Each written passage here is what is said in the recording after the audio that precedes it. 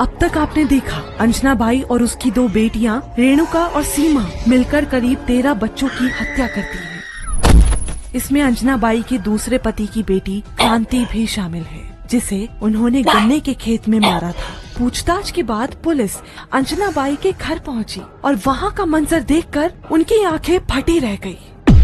Anjana by के घर पहुंची पुलिस ने जब कमरा खोला तो देखा वहां दीवारों पर हर तरफ खून के धब्बे थे। इतना ही नहीं, वहाँ बच्चों के खून से सने कपड़ों का ढेर भी लगा था। Chief investigation officer inspector Shashikant बोड़े रेणुका के पति किरण शिंदे को लेकर थाने पहुँचे और पूछताछ शुरू की। तेरे घर पर मिले वो कपड़े किसके थे? साहब, वो किडनैप किए हुए बच्चों के थे। अंजना बाई, रेणुका और सीमा पहले बच्चों को किडनैप करती थी, फिर उन्हें मार देती थी।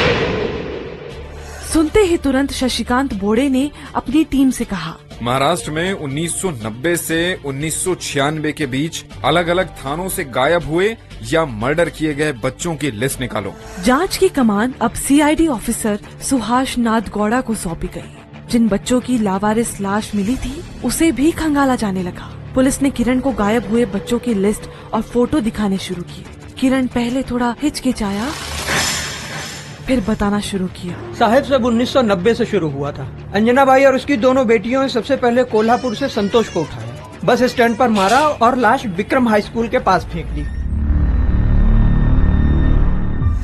इसके बाद एक एक कर कई बच्चे उठाए। बंटी, गुड्डू, अंजलि, क्रांति, ये तीनों कच्ची बस्तियों से बच्चों को उठाते, कभी चोरी करवाते, कभी भीख मंगवाते। जो काम ना आए उसको मार देते।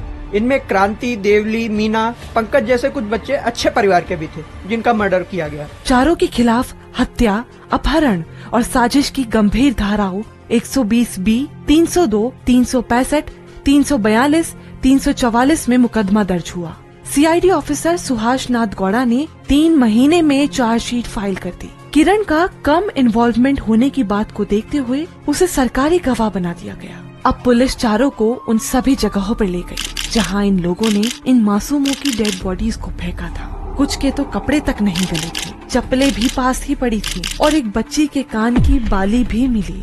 सीआईडी ऑफिसर नाथ गौड़ा ने इन मासूमों की हत्या का कारण पूछा तो लाल आंखों से एकटक निहारती हुई अंजना बाई हंसने लगी और फिर झल्लाते हुए बोली, भीख नहीं मांगते थे, चोरी नहीं करते थे, तो मार दिए। तभी किरण बीच में एकदम से बोला, बड़े बच्चों को किडनैप करने के बाद ज्यादा दिनों तक एक जगह नहीं रख सकते थे। अगर वो किसी से कुछ कह देता तो हम फंस जाते, इसलिए उसे या तो कहीं ले जाकर छोड़ देते या किसी सुनसान जगह पर ले जाकर मार देते। रेणुका भी तुरंत बोल पड़ी, एक बार अपने बेटे आशीष को गोद में लेकर किसी का पर्स मारा। जब पकड़ी गई तो कहा कि बच्चे के लिए सब कर रही हूँ, नहीं तो बच्चे को जमीन पर पटक देती।